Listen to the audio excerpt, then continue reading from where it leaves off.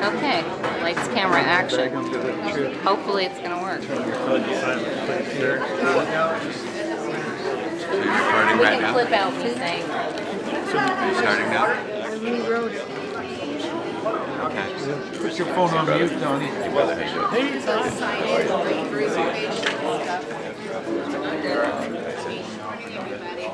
Good afternoon, everyone.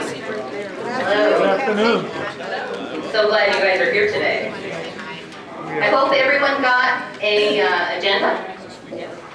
Everyone get an agenda? Welcome. Sun City Health and Wellness Luncheon. So happy you guys are here. My name is Kathy Inman.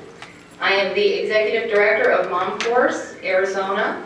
And Mom Force AZ is an outreach to help people learn more about pharmaceuticals and how they can be detrimental in our lives. Part of my advocacy in Arizona for the last 6 years, actually my main focus of my advocacy has been cannabis.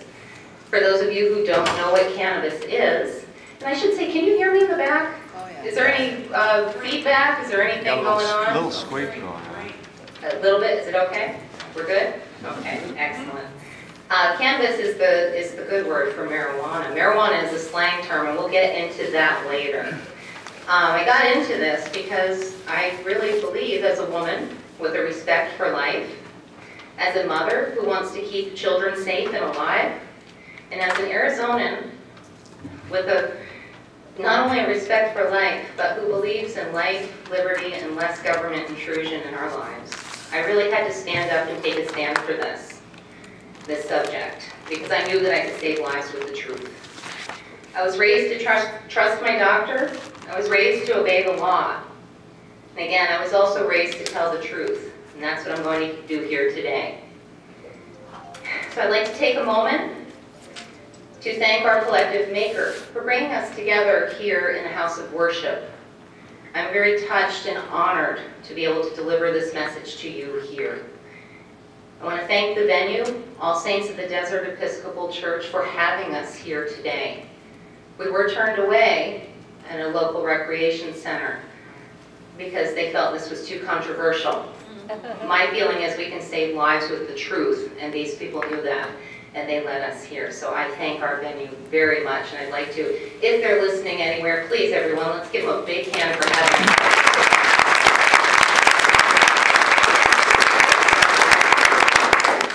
I'd like to thank the participants who showed up to do this with me here today and the folks that have helped me. We have a doctor, a lawyer, an author, and an inventor, and a couple of life and health coaches on board to talk to you today. I think we've got a lot of good information. If it weren't for the pioneers, there'd be no progress. So I feel we can make some here today. Prohibition of marijuana, cannabis, I'd like you to call it, has been going on for 77 years, and it's taken its toll on our health and on our environment. But with all the good news that's coming out, our future is as bright as Sun City. And I'm very excited to deliver this message. I'd like to talk to anyone who is a medical marijuana patient right now. There is no medicating in this facility or in this area. This venue has asked us not to medicate on the premises, so please do not. Let's respect our venue. For years I've stood up for breaking stereotypes about cannabis, for the silent majority, for the people that had too much to lose, for those that had a home, children, they were afraid that they would lose their freedom. So I've stood up for them so that they would feel comfortable using cannabis and talking about it with their friends so that others would talk about it and we could get the good word out. Over the years, we've heard from people who say they've had a friend that had cancer, and that friend was alleviated from their nausea because they used medical cannabis. What we've learned in the last few years, especially since Proposition 203 was enacted in 2010, especially in our own state, that it helps with far more than just nausea. I invite you all to go, and you've got little notepads and pens. I want to make sure you all go to safeaccessnow.org. There you will find an array of ailments that you guys can look up. You can find out what's happening with these ailments in the research that's that's come up so far. You'll find everything from arthritis to Alzheimer's, ALS, but especially what's the big one? Pain management. Pain management in our country has taken its toll especially. I'll tell you, I was a cynic about medical marijuana to begin with.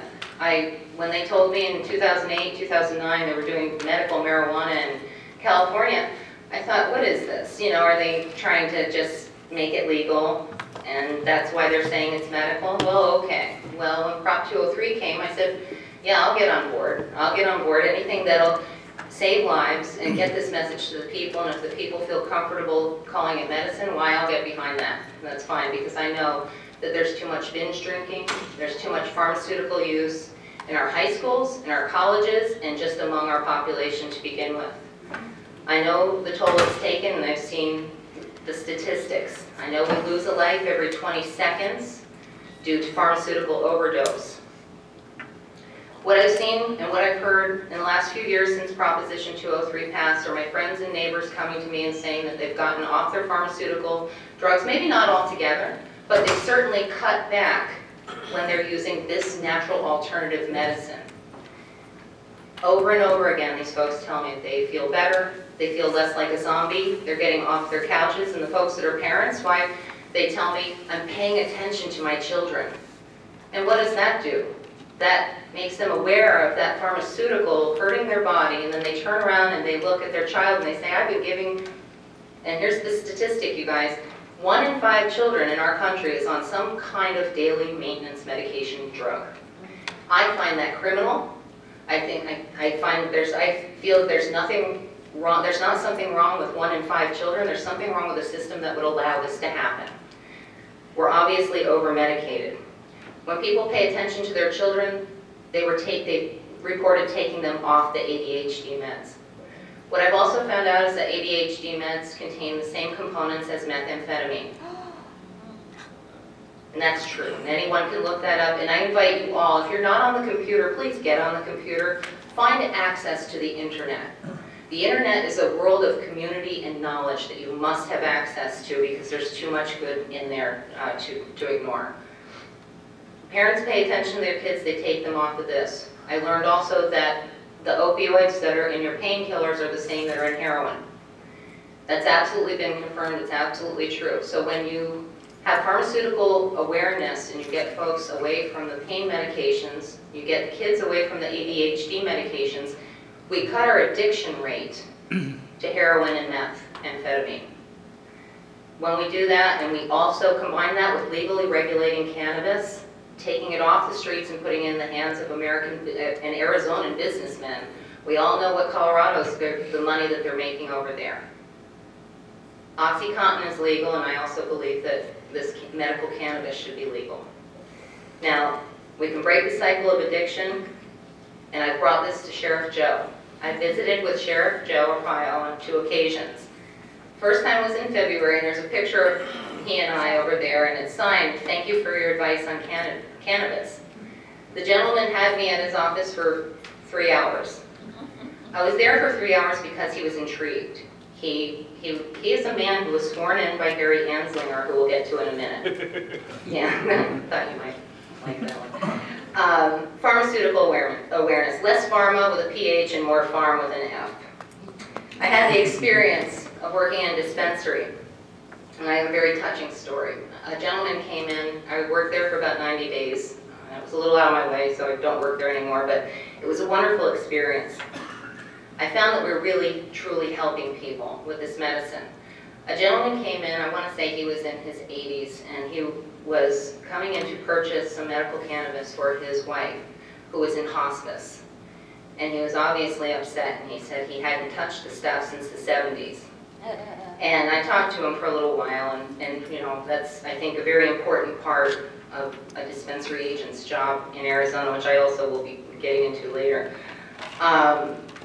But I talked to this gentleman, and he felt better. After a little while of talking, he felt a little bit more relaxed, and at the end, I shook his hand, and he said, you know, I'd shake hands with the devil to make my wife feel better. And I said, thank goodness, now, today, you don't have to. anymore. And it's a wonderful day when we can release something that makes other people feel that good. We're definitely helping people. People only need a few basic things in life, I believe, to feel good, to feel happy and healthy. Healthy food. Today's lunch is plant-based, and there's a lot of things that will be referenced that our health and wellness coach, who's coming up after me, will recommend. I hope there's nothing on there that he wouldn't recommend, but as far as I know, it's all kind of healthy. He'll let you know. But healthy food, plenty of exercise, and it doesn't have to be bad exercise. It doesn't have to be drudgery. Just getting up and doing some fun things with your friends makes your blood go, and they'll get into that later too. We've got so much good advice. Community, talking with friends, having pets, something to care for that cares for you. Having someone to talk to is so important. You guys can find community here too. We've got sign-up sheets for local friends that I would like to see you guys get in touch with. Talk about that more later. And enough to wear you out so that you have restful sleep. So what were those 4 things? Healthy food, plenty of exercise, community, and restful sleep. Medical cannabis helps in all of these areas. We trust our doctors. We trust them to do no harm. They took an oath to do no harm, but harm's being done. Every 20 seconds in America, we lose a life. In Arizona alone, we lose 10 children every month to pharmaceutical overdose. Marijuana, cannabis, has never taken a life on record. Seniors are over-medicated. We know this. We can go to any news source. We can go to the web. The Center for Disease Control calls it an epidemic in America, how over-medicated we are. People talk about going green. We need to start in our own house, in our own temple.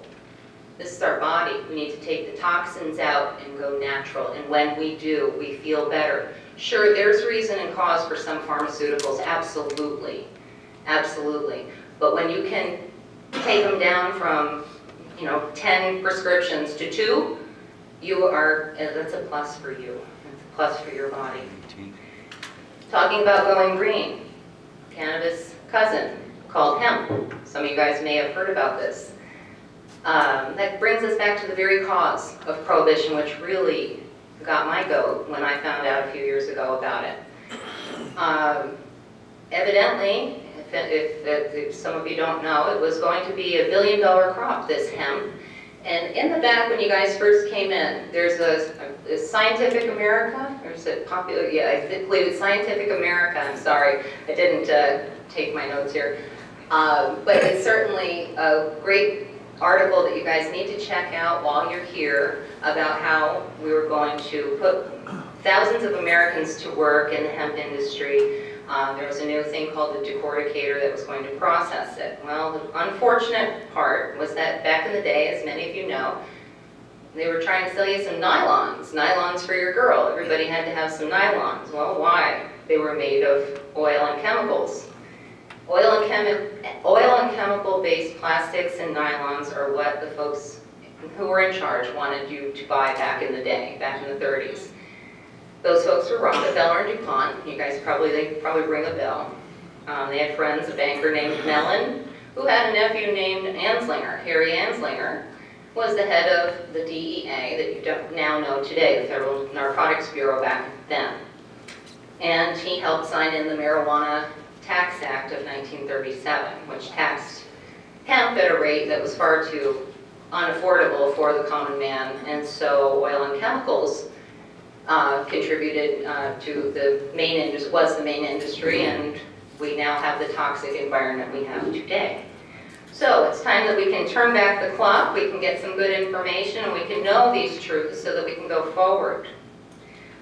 Harry Anslinger swore in Joe Arpaio, and again, I sat with him for 3 hours. He's starting to get it. He wants to come to one of these lunches. So we'll have another one, we'll invite him back.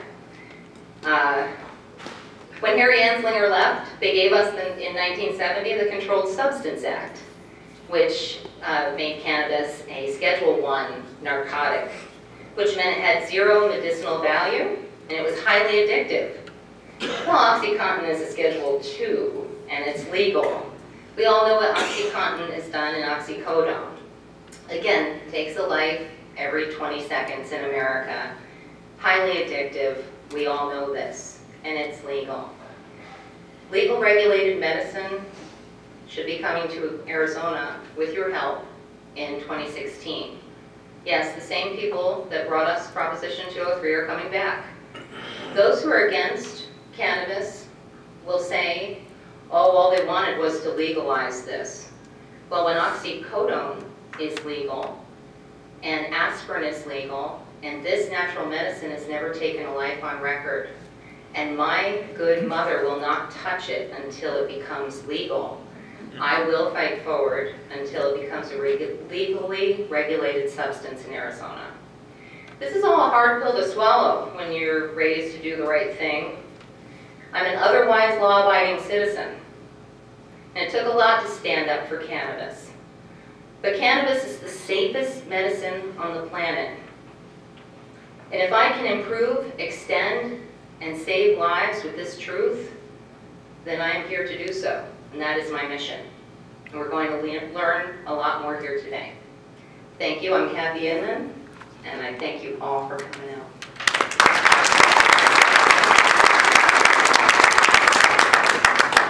The next person on our list, I'm so excited to introduce. You guys are absolutely going to get such great information. Get your notepads, because I want you to get all you can out of this gentleman's presentation.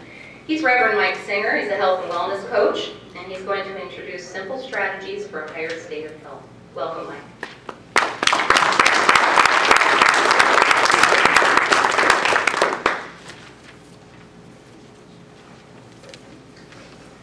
Thank you all for coming out. I have a lot of information to share with you today that's based on my 40 years of experience with this plant. And I have seen just so many miracles over that period of time. I just can't describe to you all the different things that I have seen. But I could see that it wasn't doing everything for everyone, because it can't put vitamins into your body. It can't put minerals into your body. And pretty much everyone